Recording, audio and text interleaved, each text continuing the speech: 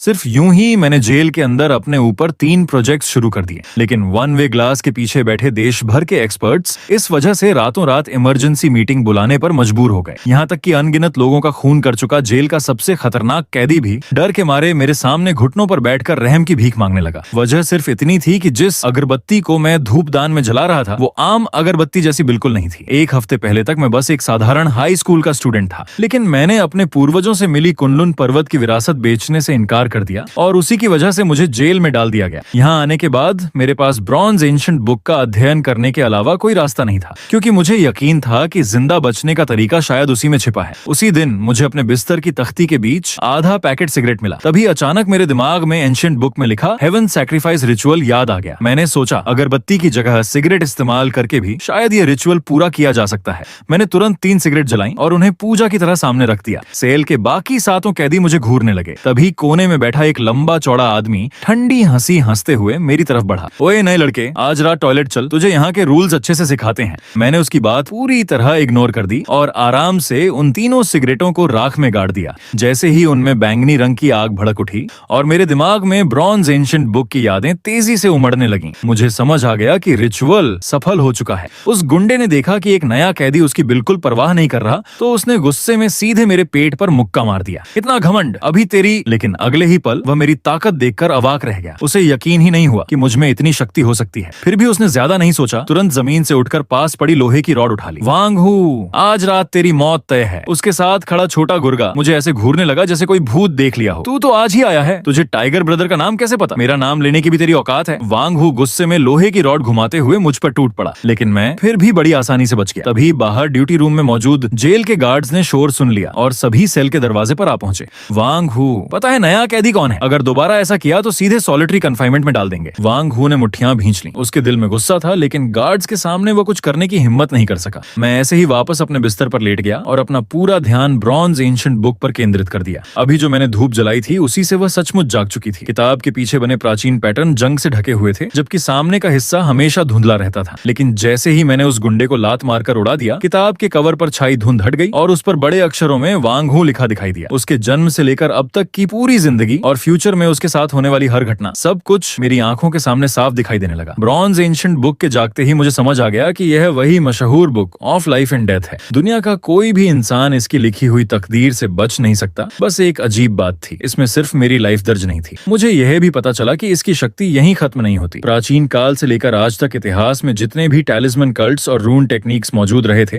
उनसे जुड़ी हर टेक्निक इस बुक में दर्ज थी। उनमें से एक सीक्रेट टेक्निक ने मेरा ध्यान अपनी ओर खींचा, बर्निंग इमॉर्टल आर्ट। इसका सिद्धांत था कि दुनिया में ऐसी कोई चीज नहीं जिसे निगला न जा सके। जिस भी वस्तु में एनर्जी हो उसे एब्जॉर्ब किया जा सकता है। जेल में फैली घनी यिन एनर्जी मेरे लिए सबसे बेहतरीन स्पिरिचुअल पावर बन गई, जिससे मैं आसानी से कल्टीवेशन कर सकता था। इसके बाद मैं उसी टेक्निक के अनुसार आधी रात तक लगातार कल्टीवेशन करता रहा। दूसरी तरफ पास वाले बिस्तर पर वांग हू दर्द से सिकुड़कर लेटा हुआ था और पूरी रात तड़पता रहा, दूर हट राक्षस, मुझसे दूर रहा। लेकिन मैंने उसकी चीखों पर बिल्कुल ध्यान नहीं दिया और अपनी कल्टीवेशन में डूबा रहा। जब सुबह की पहली किरण मेरे शरीर पर पड़ी तो मुझे एहसास हुआ कि पूरी रात जागने के बावजूद मेरे अंदर जरा भी थकान नहीं थी। उल्टा मैं सोने से भी ज्यादा एनर्जेटिक महसूस कर रहा था। तभी बाकी 6 कैदी भी तेज घंटी की आवाज से जाग गए। वे मशीनों की तरह तैयार हुए, मुंह धोया और अपने कंबलों को एकदम सलीके से फोल्ड कर दिया। लेकिन वांग हू अभी भी कंबल में दुबका पड़ा था। उसका एक गुर्गा जल्दी से उसके पास गया और उसे हिलाने लगा। उठो टाइगर ब्रदर, गार्ड्स अभी काउंट करने आने वाले हैं। उसने वांग हू को पलटकर सीधा किया। अगले ही पल सेल नंबर 44 में दिल दहला देने वाली चीख गूंज उठी। ड्यूटी गार्ड झो गांगजी दौड़ता हुआ अंदर आया। बिस्तर पर पड़े वांग हू की विकृत लाश देखकर वह गरजा, जब तक इन्वेस्टिगेशन पूरी नहीं होती कोई भी इस सेल से बाहर एक कदम नहीं निकालेगा।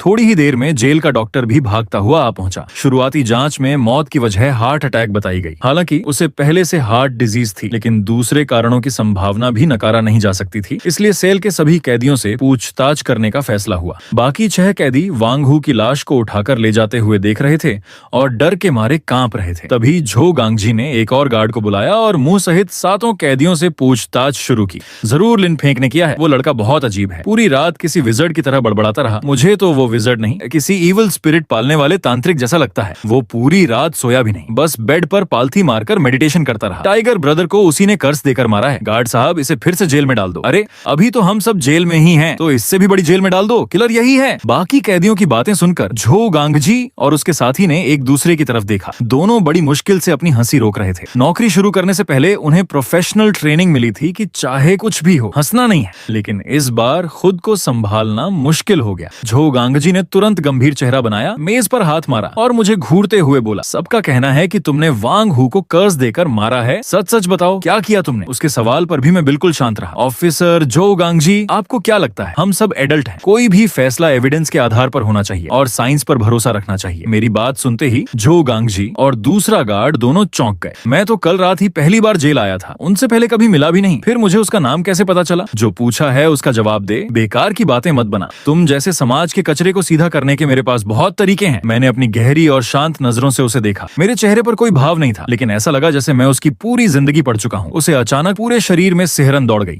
इसके बाद बाकी पूछताछ बस फॉर्मेलिटी बनकर रह गई। मैंने कहा कि उस समय मैं सो रहा था और वांग हू की मौत के बारे में मुझे कुछ भी नहीं पता। आखिर में हम सातों को वापस सेल में बंद कर दिया गया। शाम के खाने के समय ड्यूटी गार्ड झो गांगजी फिर आया। उसने बाकी 6 कैदियों को लाइन में लगकर खाना खाने भेज दिया, लेकिन मुझे अकेले रोक लिया। उसे मुझसे कुछ बात करनी थी। मैंने हल्की सी मुस्कान के साथ ठंडी हंसी छोड़ी। मुझे पहले से इसकी उम्मीद थी। जब बाकी 6 कैदी दूर चले गए तो झो गांगजी ने मेरे सामने गरम गरम लंच बॉक्स रख दिया। लगता है तुम्हें पहले से पता था कि मैं आऊंगा। मैंने उसके सवाल का जवाब नहीं दिया, बस डिस्पोजेबल चॉपस्टिक्स उठाई और तेजी से खाना खाने लगा। वह चुपचाप मुझे देखता रहा। जब मेरा खाना लगभग खत्म हो गया तो उसने एक बोतल पानी भी मेरी तरफ बढ़ा दी। मैंने शिष्टता से थैंक्स कहा और पानी ले लिया। उसने हल्का सा सिर हिलाया, फिर पूछा, अगर ऐसा है तो इसे साबित कैसे करोगे? सिर्फ इतना बता देना कि वांग हू हार्ट अटैक से मरा, इससे बात साबित नहीं होती। मैंने उसकी तरफ देखते हुए शांत स्वर में कहा, तुम्हारी उम्र इस साल 29 साल है। पिछले 6 साल से तुम्हारी एक गर्लफ्रेंड है। तुम दोनों की शादी की सारी बातें तय हो चुकी थी, लेकिन अचानक तुम्हारी होने वाली सास ने 5 लाख रुपए और डाउरी मांग ली। तुम्हारे पास इतने पैसे नहीं है और तुम घर जमाई बनने के लिए भी तैयार नहीं हो। इसी बात की वजह से तुम हर दिन तनाव में रहते हो। झो गांगजी के पास कहने को बहुत कुछ था, लेकिन मेरी बात सुनते ही उसके सारे शब्द गले में अटक गए। पहली ही मुलाकात में उसके मन की बात जान लेने वाला इंसान कोई साधारण व्यक्ति नहीं हो सकता था। मैंने आगे कहा, जानते हो तुम्हारी होने वाली सास ने अचानक अपना फैसला क्यों बदला? क्योंकि उसके रिश्तेदारों ने उसके लिए तुमसे भी बेहतर दामाद ढूंढ लिया है। वो एक बड़ी कंपनी का जनरल मैनेजर है, इसलिए उसने अचानक 5 लाख और मांगे ताकि तुम खुद ही पीछे हट जाओ। मेरी बातें बिजली की तरह उसके दिल पर गिरी। वह पत्थर की मूर्ति की तरह खड़ा रह गया। काफी देर तक उसके मुंह से एक शब्द भी नहीं निकला। मैं खड़ा हुआ, अलस से अंगड़ाई ली और टीचर की तरह समझाते हुए बोला, लेकिन अभी भी सब कुछ बदला जा सकता है। अगर मुझ पर भरोसा करो तो तुम्हारी शादी बिना डाउरी के हो सकती है, बल्कि तुम्हारी सास तुम्हें एक कार भी गिफ्ट में देगी। मैं तुम्हें कोई सीधा साधा इंसान नहीं मानता। इतना बड़ा रिस्क मैं नहीं लेने वाला। मैं अपनी बाकी जिंदगी तुम्हारे साथ जेल में नहीं बिताना चाहता। मैं हल्का सा हंसा और उंगलियों से दीवार पर धीरे धीरे दस्तक देने लगा। तुम्हें सिर्फ इतना करना है, थोड़ा समय निकालकर मेरे घर चले जाना और देखना कि वहाँ क्या हाल है। अगर कुछ महीने पहले वाले लोग मेरे जेल आने के बाद सबसे पहले जिस चीज को ढूंढेंगे वो जमीन के डॉक्यूमेंट्स होंगे। अगर तुम्हें मेरा घर पूरी तरह बिखरा हुआ मिले तो समझ लेना कि वही लोग आए थे। काफी देर तक सोचने के बाद झो गांगजी आखिरकार मान गया। अब तो बता सकते हो कि मेरी समस्या कैसे हल होगी। मछली कांटे में फंस चुकी थी, इसलिए मैंने भी समय बर्बाद नहीं किया। आज रात ठीक 10 बजे हुआपिंग रोड पर मौजूद Hao Yun Lai chess and card room में पुलिस स्टेशन को इन्फॉर्म करके रेड करवाओ। तुम्हारी सारी परेशानी वहीं खत्म हो जाएगी। झो गांगजी की आंखें फैल गईं। उसे मेरी बात पर भरोसा नहीं हो रहा था, लेकिन मेरे आत्मविश्वास को देखकर आखिर उसने सिर हिला दिया। उसके जाते हुए मैंने एक रहस्यमयी मुस्कान दी। जेल और पुलिस स्टेशन अलग अलग डिपार्टमेंट जरूर हैं, लेकिन दोनों का आपस में अच्छा तालमेल रहता है। लगभग सभी लोग एक दूसरे को जानते थे। झो गांगजी की पुलिस स्टेशन के कैप्टन वू से अच्छी पहचान थी। ऊपर से हाउ यूनलाई मांजोंग हॉल भी बस गली में बना एक छोटा सा ठिकाना था, जहां आमतौर पर 40 साल से ऊपर के मिडिल एज्ड और बुजुर्ग लोग ही आते जाते थे। वहां रेड करवाने के लिए कुछ पुलिस ऑफिसर्स भेजना बस एक आदेश की बात थी। डिनर के बाद बाकी कैदी वापस लौट आए, लेकिन अब भी मुझसे दूरी बनाकर रखे हुए थे। इससे मेरा ही काम आसान हो गया। उसी समय दूसरी तरफ 3 यूनिफॉर्म पहने पुलिस ऑफिसर्स मांजो हॉल के नीचे पहुंच चुके थे। समय होते ही उन्होंने जोरदार लात मारकर बंद दरवाजा तोड़ दिया, लेकिन अंदर का नजारा देखते ही उनकी आंखें फटी की फटी रह गईं। उसी समय बाहर खाना खा रहे कैप्टन वू के पास रखा फोन बज उठा। उसने स्पीकर ऑन किया और फोन मेज पर रख दिया। सामने बैठे झो गांगजी से उसे कुछ छिपाने की जरूरत नहीं थी। कैप्टन वू, आपको खुद आकर देखना पड़ेगा, मामला थोड़ा मुश्किल है। दूसरी तरफ से ऑफिसर की आवाज सुनते ही कैप्टन वू ने कॉल काट दी। छोटे झो, तुम भी साथ चलो। आखिर रेड का सजेशन तुम्हारा ही था। रास्ते में उन्हें पूरी सिचुएशन समझ आई गई। दिन में how Yun lie mahjong hall में मिडिल एज्ड और बुजुर्ग लोग महजोंग खेलते थे, लेकिन रात होते ही वही लोग किसी और ही गेम में लग जाते थे। एविडेंस के लिए फोटो लेते समय भी पुलिस की नजरें बार बार हट रही थीं। 1 सेकंड ज्यादा देखना भी मुश्किल हो रहा था। 40-50 साल से लेकर 70-80 साल तक के बूढ़े बूढ़ियाओं जैसे फिर से जवान हो गए थे और सब मिलकर खुलेआम अश्लील हरकतों में लगे हुए थे। दोनों वापस पुलिस स्टेशन पहुंचे। ऑफिस में रखा कंप्यूटर सीधे इंटेरोगेशन रूम के लाइव कैमरा से जुड़ा हुआ था। उन्होंने जैसे ही स्क्रीन पर नजर डाली, उनकी आंखें वहीं जम गईं। अरे यार, ये तो आंखों पर हमला है। तभी भीड़ के बीच उसे एक बेहद परिचित चेहरा दिखाई दिया। वह और कोई नहीं बल्कि उसकी हमेशा अकड़ दिखाने वाली होने वाली सास थी। झो गांगजी ने इस दिशा में सोचा तो जरूर था, लेकिन उसने सपने में भी नहीं सोचा था कि वहाँ उसकी होने वाली सास मिलेगी। कैप्टन वू ने उसके चेहरे का बदला हुआ रंग देखा और मजाक में पूछा, ओहो, इतना घबरा क्यों गया? अंदर कोई अपना है क्या? झो गांगजी ने बेहद शर्मिंदगी के साथ धीरे से सिर हिला दिया। सासू माँ में अभी भी काफी आकर्षण था, लेकिन उनका खेल हद से ज्यादा रंगीन निकला। अब तक जिन 7 लोगों से पूछताछ हो चुकी थी, उनमें से 6 के साथ उनका लंबे समय से नाजायज रिश्ता था। ये सुनते ही झो गांगजी पूरी तरह निरुत्तर हो गया। तभी उसकी जेब में रखा फोन बज उठा। उसने निकाल कर देखा, कॉल उसी रौबदार लेकिन अब भी आकर्षक सास का था। उसने बिना एक पल गंवाए कॉल काट दी और फोन वापस जेब में रख लिया। जिस पल उसे अपनी सास की सच्चाई पता चली, उसी पल उसे मेरी बातों का असली मतलब समझ आ गया। अभी उसके सामने आने का सही समय नहीं था। जितनी देर उन्हें तड़पाया जाएगा, असर उतना ही ज्यादा होगा, क्योंकि उसकी गर्लफ्रेंड हर मामले में अच्छी थी, बस अपने परिवार पर कुछ ज्यादा ही निर्भर थी। उसके होने वाले ससुर का काम ऐसा था कि उन्हें अक्सर महीनों तक बाहर रहना पड़ता था। घर में पूरा फैसला उसकी सास ही करती थी। कई बार रिश्ता लेकर घर जाने पर झो गांगजी को उनकी वजह से बहुत अपमान सहना पड़ा था। अब पहली बार उसे उनकी कमजोरी हाथ लगी थी, इसलिए आज वह उन्हें अपनी इज्जत बचाने के लिए हर शर्त मानने पर मजबूर करने वाला था। अगले 1.5 घंटे में उसके फोन पर दसियों कॉल्स आए और इनबॉक्स में दर्जनों मैसेजेस जमा हो गए। मैसेजेस का लहजा भी धीरे धीरे हुक्म देने से बदलकर गिड़गिड़ाने तक पहुंच गया। झो गांगजी ने सारे मैसेजेस पढ़े और जब उसे लगा कि सही समय आ चुका है, तो उसने जल्दी जल्दी 20 पुशअप्स लगाए, खुद को हांफता हुआ दिखाया और तेजी से डिटेंशन रूम की तरफ चला गया। जैसे ही उसकी सास ने उसे देखा, वह वहीं फूट फूट कर रोने लगी। अगर आज रात की बात मोहल्ले में फैल गई तो उसके लिए जिंदा रहना भी मुश्किल हो जाता। अब झो गांगजी ही उसकी आखिरी उम्मीद था, इसलिए वह किसी भी कीमत पर उसे मनाना चाहती थी। जब झो गांगजी इंटरोगेशन रूम से बाहर निकला तो उसके चेहरे पर संतुष्टि भरी मुस्कान थी। उसके पीछे पीछे उसकी सास झुकी हुई नजरें लेकर बाहर आई। जैसा मैंने कहा था, न सिर्फ 5 लाख की डाउरी माफ हो गई, बल्कि 3 लाख की कार भी गिफ्ट में देने की बात तय हो गई। यहाँ तक कि शादी का पूरा खर्च भी उसकी सास ने खुद उठाने का वादा कर दिया। इंटरोगेशन रूम में जाने से पहले ही झो गांगजी ने कैप्टन वू से बात करके पूरी घटना को दबाने का इंतजाम कर लिया था। आखिर जल्द ही दोनों एक ही परिवार का हिस्सा बनने वाले थे। ऊपर से उसकी सास का अपने पति से डिवोर्स चल रहा था, इसलिए शादी भी कुछ समय के लिए टल सकती थी। पुलिस स्टेशन से निकलने के बाद झो गांगजी सीधे मेरे दिए हुए पते पर पहुंचा। वहां पहुंचकर उसने देखा कि घर का मेन डोर आधा खुला हुआ था। दरवाजा खोलते ही उसने देखा कि पूरा घर तहस नहस पड़ा था। यहाँ तक कि फ्लोर टाइल्स भी एक एक करके उखाड़ दी गई थी। उसने तुरंत लगभग 1 मिनट की वीडियो रिकॉर्ड की और अगले दिन सुबह ड्यूटी के दौरान मुझे बुलाकर वो वीडियो दिखाई। मेरी प्रतिक्रिया बिल्कुल शांत थी। जैसे मुझे पहले से पता था कि मुझे फंसाने वाले वही लोग थे जो कुछ महीने पहले आए थे, लेकिन उन्हें क्या पता मैं इतनी अहम चीज कभी अपने घर में रख ही नहीं सकता था। मेरी शांति देखकर झो गांगजी खुद असहज हो गया। मैंने उसकी इतनी बड़ी समस्या हल कर दी थी, जबकि बदले में उसने सिर्फ एक वीडियो बनाई थी। उसे सच में बुरा लग रहा था। मैं उसके मन की बात समझ गया और बोला, अगर सच में एहसान उतारना चाहते हो तो मेरे लिए एक धूपदान और अगरबत्तियां ही खरीद देना। फिर रोज ड्यूटी रूम में मेरी तरफ से 3 अगरबत्तियां जला दिया करना, नहीं तो ऊपर वाले नाराज हो जाएंगे और फिर मुसीबत आ सकती है। सच तो यह था कि अगर मैं कुछ भी न कहता, तब भी करीब आधे महीने बाद उसकी सास खुद उससे यह मामला दबाने की विनती करती। मैंने बस सही मौके का फायदा उठाकर समय थोड़ा आगे कर दिया था। जब लोग मुझे पहले ही फॉर्च्यून टेलर समझ रहे थे, तो मैंने सोचा क्यों ना इसी गलतफहमी का फायदा उठाकर अपने लिए भी कुछ सुविधा जुटा ली जाए। झो गांगजी ने तुरंत हामी भर दी। उसके लिए ड्यूटी रूम में रोज 3 अगरबत्तियां जलाना कोई बड़ी बात नहीं थी। पिछली रात उसने अपने एक दोस्त से फॉर्च्यून टेलर्स के बारे में भी पूछा था और जाना कि यह दुनिया काफी रहस्यमयी होती है। कहा जाता है कि हर फॉर्च्यून टेलर किसी न किसी इमॉर्टल स्पिरिट की पूजा करता है और वही स्पिरिट उसे सारी जानकारी देती है। जितनी शक्तिशाली स्पिरिट होती है, उतना ही बड़ा फॉर्च्यून टेलर माना जाता है। उसे लगा कि मैं इतना बड़ा क्राइम करने के बाद भी उसकी सास की हर हरकत पहले से जान गया। इसका मतलब मैं इस दुनिया का बहुत बड़ा एक्सपर्ट हूँ। इसलिए आज वो मुझसे बात करते समय हर शब्द सोच समझ कर बोल रहा था। झो गांगजी मुझे ड्यूटी रूम में ले गया। हम दोनों ने चाय बनाई और चेस खेलने लगे। दोपहर को उसने मुझे कैंटीन भी नहीं भेजा। उसकी जगह 2 स्टाफ मील्स मंगवाए, 2 non veg dishes, 3 veg dishes और एक ठंडी सॉफ्ट ड्रिंक के साथ। ड्यूटी रूम के कोने में एक छोटी सी मेज रखी थी। उस पर धूपदान, अगरबत्तियां और सेब जैसे ऑफरिंग्स भी रखे हुए थे। मैंने चाय का आखिरी घूंट पिया और वापस सेल की तरफ चल पड़ा, लेकिन दरवाजे तक पहुंचकर अचानक पीछे मुड़ा और शांत स्वर में बोला, मैं तुम्हारी एक मदद बिल्कुल फ्री में करूंगा। इसे पिछले कुछ दिनों की मेहमान नवाजी का बदला समझ लेना। ये सुनते ही झो गांगजी की आंखें चमक उठी। सेल में लौटते समय मुझे उसके मन की योजना अच्छी तरह समझ आ रही थी। पहले मेरे पास स्पिरिचुअल रूट नहीं थी, इसलिए किसी भी मुसीबत का सामना करने की ताकत नहीं थी। लेकिन अब 4 दिनों तक लगातार डेथ एनर्जी अब्सॉर्ब करने के बाद मेरे पास इतनी शक्ति जमा हो चुकी थी कि मैं स्पिरिचुअल रूट जागृत करके एक असली सेलेस्टियल मास्टर बन सकता था। कम से कम अब मेरे पास मुसीबत से निकलने का कोई तरीका तो होगा। हालांकि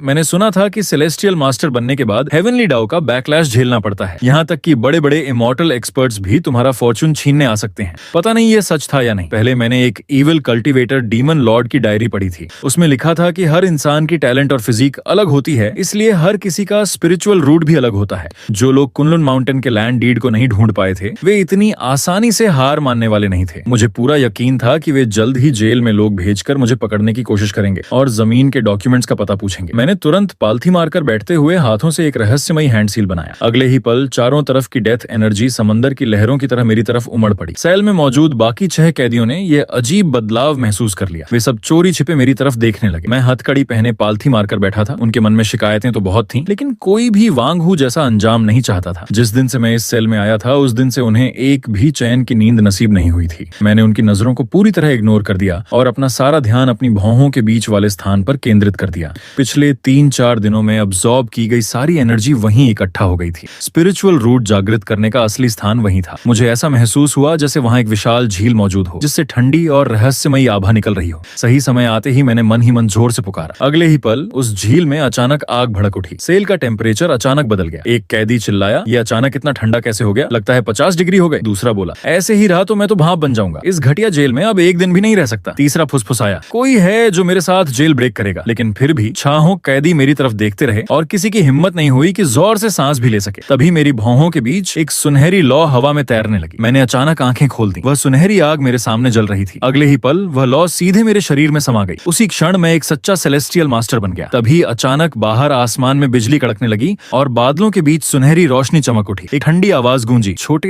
वह फॉर्चून छोड़ दो। मैं कठोर बिस्तर पर बैठा था और मेरा दिल जोर जोर से धड़क रहा था। वह सुनहरी आग शरीर में समाते ही ऐसा लगा जैसे पूरा शरीर जलने लगा हो। लेकिन उसी समय मेरे भीतर दिखाई देने वाली झील ने जैसे मुझे सिर से पैर तक ठंडे पानी में डुबो दिया। पूरा शरीर कांपने लगा। बाहर गरजती बिजली से खिड़कियां कांप रही थीं। मुझे साफ पता था कि यह कोई सामान्य थंडरस्टॉर्म नहीं था। तभी मेरे दिमाग में एक ठंडी आवाज गूंजी, छोटे, ये फॉर्चून तुम्हारे बस की नहीं चीज, मुझे सौंप दो, मैं तुम्हें जल्दी मौत दूंगा। उस अदृश्य दबाव ने मुझे जमीन पर पटक दिया। स्लीप पैरालिसिस के बारे में तो सुना था, लेकिन ऐसा दबाव कभी नहीं देखा था जो किसी इंसान को सीधे सीमेंट में गाड़ देना चाहता हो। हथकड़ियां और मेरी हड्डियां चरमराने लगी। यहाँ तक कि सांस लेना भी मुश्किल हो गया। तुम हो कौन? मेरा फॉर्चून छीनने का तुम्हें क्या हक है? एक चींटी भी मेरा नाम पूछने की हिम्मत करती है? बादलों के बीच से सफेद रोशनी की एक किरण निकली और सीधे छत चीरती हुई मेरी भौहों के बीच आ गिरी। मैं तो अभी सिर्फ एक सेलेस्टियल मास्टर ही बना था और इतने में ही कोई इमॉर्टल एक्सपर्ट मेरे पीछे आ पहुंचा। मैं नई मिली स्पिरिचुअल पावर का इस्तेमाल भी नहीं कर पा रहा था। मैंने आंखें बंद कर ली। मुझे लगा अब मेरी मौत तय है, लेकिन तभी मेरे दिमाग में मौजूद ब्रॉन्ज एंशिएंट बुक अचानक अपने आप खुल गई। उसके अंदर से काले अक्षरों की एक लड़ी निकली जो सांपों की तरह मेरे पूरे शरीर पर फैल गई। अगले ही पल वह भयानक दबाव पूरी तरह गायब हो गया। उसकी जगह एक ठंडी और सुकून देने वाली एनर्जी पूरे शरीर में फैल गई। मैंने हवा में देखते हुए कहा, लगता है मेरे पूर्वजों की छोड़ी हुई ये किताब तुम्हारी सोच से कहीं ज्यादा ताकतवर है। मैंने हवा में एक मुक्का मारा। भले ही वह किसी इंसान को नहीं लगा, लेकिन सामने की सफेद रोशनी उसी पल चकनाचूर हो गई। बादलों के बीच से दर्द भरी एक दबी हुई आवाज सुनाई दी। उसके बाद बिजली की गरज भी धीरे धीरे शांत होने लगी। मुझे घूरती हुई वह रहस्यमयी मौजूदगी भी धीरे धीरे गायब हो गई। मैं थक कर जमीन पर बैठ गया। मेरे कपड़े पूरी तरह पसीने से भीग चुके थे। जब मैंने पीछे देखा तो सेल के बाकी सभी कैदी बेहोश पड़े थे। वे ऐसे सो रहे थे जैसे किसी ने उन्हें बेहोश कर दिया हो। क्या यही कल्चरेशन पाथ की असली ताकत है? मैंने अपने हाथों को देखा। हथकड़ियां अभी भी लगी थीं, लेकिन मुझे साफ महसूस हो रहा था कि मेरे शरीर में एनर्जी चैनल्स बहने लगे हैं। मुझे पता था कि वह इमॉर्टल एक्सपर्ट इतनी आसानी से हार नहीं मानेगा, लेकिन अब मैं वह साधारण स्टूडेंट नहीं था जिसे कोई भी आसानी से कुचल सके। मैं दोबारा पालथी मारकर बैठ गया और बर्निंग इमॉर्टल आर्ट के अनुसार अपनी सांसों को नियंत्रित करने लगा। जब मेरी एनर्जी पूरी तरह स्थिर हो गई तो मैंने पहले की तरह फिर से जेल की डेथ एनर्जी एब्जॉर्ब करनी शुरू कर दी। वह लगातार मेरे शरीर में प्रवेश करती रही, लेकिन अब मुझे जरा भी ठंड नहीं लग रही थी।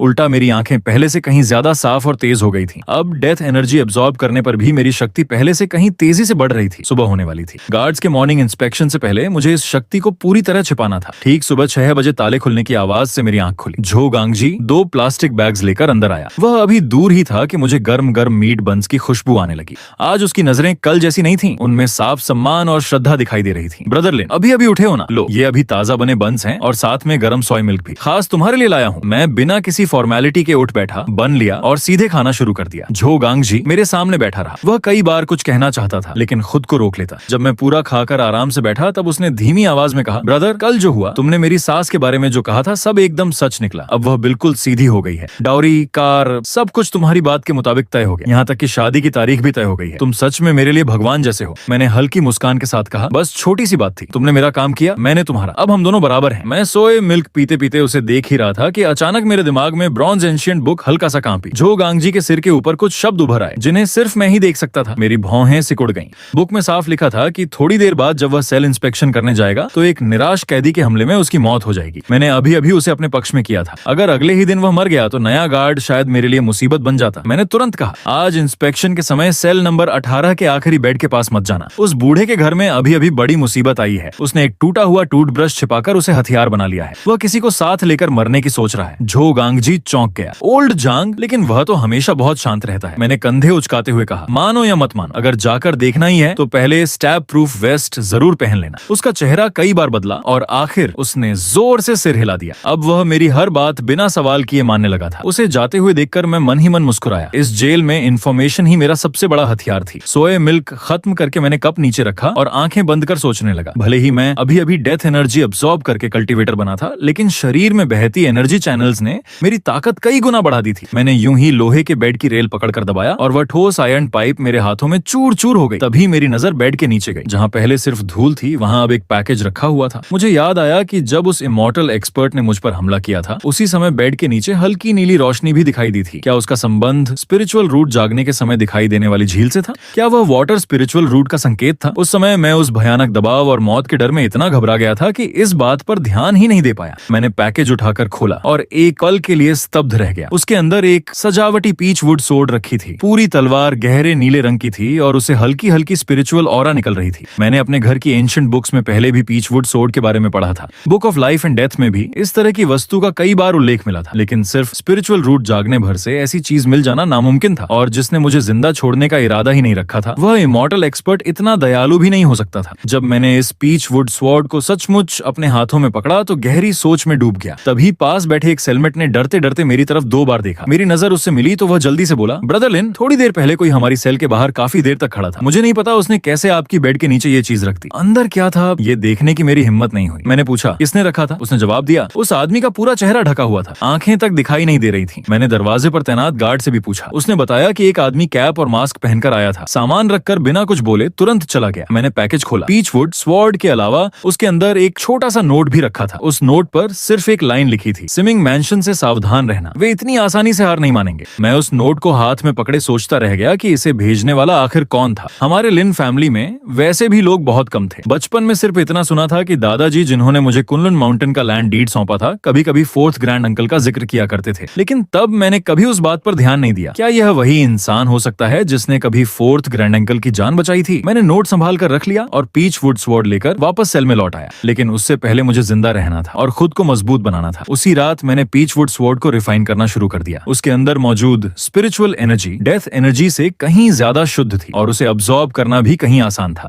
मैंने book of life and death में दर्ज टैलिस्मन कल्टीवेटर्स की एक टेक्निक ढूंढी, रीइंकार्नेशन कन्वर्जन स्पेल। उसी मेथड के अनुसार मैंने स्पिरिचुअल एनर्जी को शरीर के अंदर खींचकर अपने मेरिडियंस में फ्लो करवाना शुरू किया। एनर्जी लगातार जमा होती गई। मेरिडियंस और ब्लड वेसल्स पूरी तरह भर गए, यहाँ तक कि मेरी स्किन और बोन्स में भी हल्का दर्द होने लगा। मुझे पता था ये ब्रेक थ्रू आने का संकेत था, इसलिए मैंने दांत भींचकर कल्टीवेशन जारी रखी। पता नहीं कितना समय बीत गया। अचानक मेरे शरीर के अंदर जोरदार धमाका हुआ, जैसे कोई अदृश्य दीवार टूट गई हो। अगले ही पल एक ऐसी शक्ति पूरे शरीर में फैल गई जैसी मैंने पहले कभी महसूस नहीं की थी। मैंने आंखें खोली और लंबी सांस छोड़ते हुए मुंह से गंदी हवा बाहर निकाली। मैं ब्रेक थ्रू कर चुका था। अब मेरे हाथ में पकड़ी हुई वह साधारण सी दिखने वाली वुडन सोर्ड पहले जैसी नहीं रही थी। अगर 4th ग्रैंड अंकल का इशारा न मिला होता तो मैं कभी सोच भी नहीं सकता था कि इसका संबंध सेलेस्टियल मास्टर की कल्टीवेशन से होगा। लेकिन मैं यह भी समझता था कि बाहरी चीजों के सहारे बढ़ाई गई ताकत की फाउंडेशन मजबूत नहीं होती। आगे मुझे समय लगाकर अपनी फाउंडेशन को स्टेबल करना होगा। फिर भी चाहे जैसे भी हो, ताकत बढ़ना हमेशा अच्छी बात थी। अगले कुछ दिनों तक मैं लगातार कल्टीवेशन करता रहा और साथ ही book of life and death का अध्ययन भी। लेकिन उस बुक में मेरी अपनी पेज हमेशा घने कोहरे से ढकी रहती थी। मैंने हर तरीका आजमाया ताकि अपना पास्ट और फ्यूचर देख सकूं, लेकिन हर बार नाकाम रहा। हाँ, स्विमिंग मैंशन और उस दिन वाले इमॉर्टल एक्सपर्ट के बारे में मुझे 4th ग्रैंड अंकल के जरिए काफी जानकारी मिली। बारिश और बिजली को कंट्रोल करने वाला वह एक्सपर्ट स्विमिंग मैंशन के एल्डर्स में से एक था। कहा जाता था कि उसकी कल्टीवेशन पहले ही गोल्डन कोर रेल्म तक पहुंच चुकी थी और गोल्डन कोर रेल्म मुझसे पूरे 2 मेजर रेल्म्स ऊपर था। अब समझ आया कि वह इतना शक्तिशाली क्यों था। आखिर मैं अभी मॉर्टल वर्ल्ड का एक साधारण इंसान ही था। उसके सामने मेरा अनुभव कुछ भी नहीं था, लेकिन इससे एक फायदा भी था। मुझे उसकी बुराई करने की जरूरत नहीं थी। मेरे पास book of life and death थी, reincarnation myriad sword heavenly art था और लिन फैमिली का कुनलुन माउंटेन लैंड डीड भी। मुझे आज तक समझ नहीं आया कि इतनी अनमोल चीज जिसे पाने के लिए पूरी दुनिया पागल थी, आखिर हमारे लिन फैमिली के पूर्वजों के पास कैसे आई। लेकिन एक बात तय थी, जब दादाजी ने वह लैंड डीड मुझे सौंपा है तो मैं अपनी जान देकर भी उसकी रक्षा करूंगा। आधा महीना और बीत गया। उस दिन जब हमें ओपन यार्ड में बाहर निकाला गया, तभी कुछ अनजान लोग आकर मुझे घेर कर खड़े हो गए। उनके लीडर का शरीर बेहद विशाल था, चेहरा खूंखार और आंखों में हिंसा साफ दिखाई दे रही थी। पहली नजर में ही समझ आ गया कि वह कोई अच्छा इंसान नहीं था, लेकिन पहले वांग हू और फिर ब्लैक बियर को देखने के बाद अब ऐसे लोगों पर मुझे हंसी आती थी। सिर्फ शरीर बड़ा होने या खुद को किसी जंगली जानवर का नाम देने से कोई जेल का किंग नहीं बन जाता। वैसे भी यह जेल अब किसी जू जैसी लगने लगी थी। अच्छा ही था, गुस्सा निकालने के लिए लोग खुद चलकर आ रहे थे। उसने मेरी तरफ देखकर कहा, तू ही है वो नया लड़का, सुना है तू बड़ा लड़का है। फिर खुद ही बोला, नहीं, असली बात तो यह है कि तू कोई अजीब सा जादू जानता है, लोगों को कर्ज देकर मार देता है। मैंने हल्की हंसी के साथ कहा, कितनी बेवकूफी की बातें कर रहे। वह गरजते हुए बोला, ज्यादा बातें मत बना, ब्लैक बियर मेरा भाई है, तूने उसे बर्बाद कर दिया, इसका हिसाब कैसे देगा? मैंने शांत स्वर में पूछा, अगर ब्लैक बियर तेरा भाई है तो तुझे पता भी है कि उसके साथ असल में हुआ क्या? वह गुस्से से चिल्लाया, बकवास बंद कर, ब्लैक बियर अभी मरा नहीं है, तूने उस पर कोई काला जादू किया है। उसके तकिए के नीचे ड्रग्स मिलने के बाद उसे अगले हफ्ते डेथ पेनल्टी मिल गई है। मैंने कंधे उचकाकर कहा, तो उससे मेरा क्या लेना देना? वो बोला, वह इतने सालों से कभी फेल नहीं हुआ, जरूर तूने ही कोई चाल चली है।